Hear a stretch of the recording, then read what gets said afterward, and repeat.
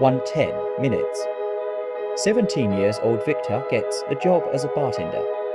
His reason is to make life a little comfortable. Besides, this is the only job that gets him away from some of his mates and an angry father. Although his real reason is the need to be accepted by his father. After his mother died, things haven't been the same. His father turned out to be a pugilist in his academic. The more his father points out his fault, the more he feels like a nuisance. These reasons created only one way to escape, that was getting a part-time job. Another night at the bar is here.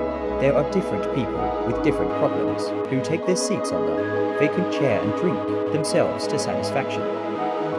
And it seems like another boring night with nothing new on the block. Get her down from there. Somebody should help.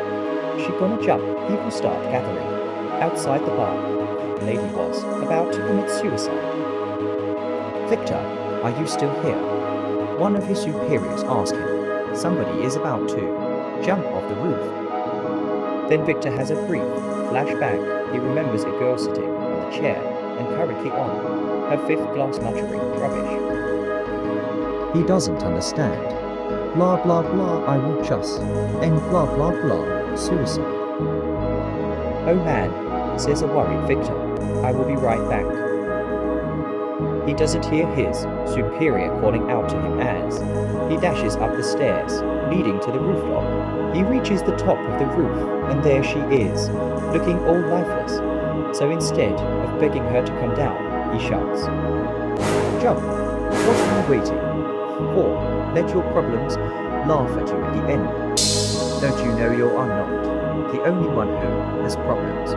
So jump, don't wait or think." The girl looks at Victor, who is now in tears. Don't forget, you solve your other problems. So you can overcome this one. Victor says one, putting out his hand. She takes his hand and comes down from the pavement. I'm glad somebody was listening. You were listening to me, she whispers. Now let's get you down, Victor says. As they come out of the bar, the people were astonished. How was he able to do it? Some whispered among themselves, maybe she's his girlfriend. Victor and the lady shoves their way through the crowd as she points the direction of her ride. As they get to the car, Victory helps her get in and instructs the driver to take her home. He also tells the driver to stay around for a while after dropping her off. As Victor turns to go away, the lady stops him and mutters, "Thank you so much." He nods and goes back to the bar. The next day at noon, Victor had to go to his father's office because he was locked out. He is informed his father is in meeting room, so he walks towards that area only to hear shouts from the room. He sees his father trying to fight verbally, but is shunned by the gloomy look on the lady's face. His father keeps quiet and sighs. Victor turns away as the lady and her assistant comes out. He waits for his angry father to emerge, but he just sits fuming. "Hey you, wow, you here?" A voice behind asked. Victor turns and meets the girl from yesterday. They both gasp in surprise. "You are here, but I don't actually see you here often," she says. "I'm sorry, but I don't work here.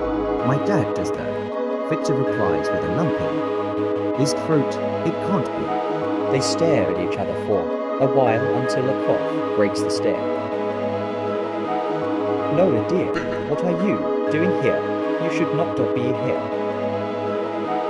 Lola happily grabs the man by hand. "Dad, look, it's handsome Savior, the one I talked about yesterday."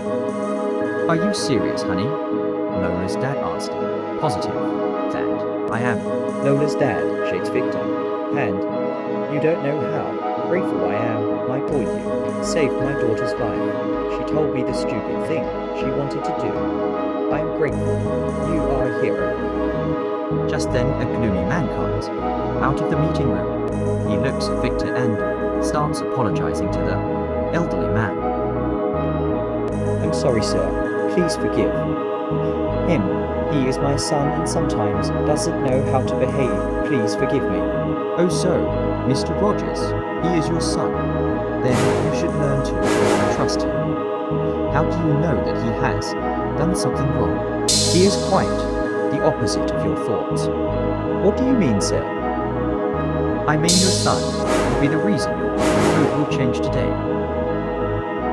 We all have a purpose embedded in us. People may not see us useful, but one day we will be praised for what we did.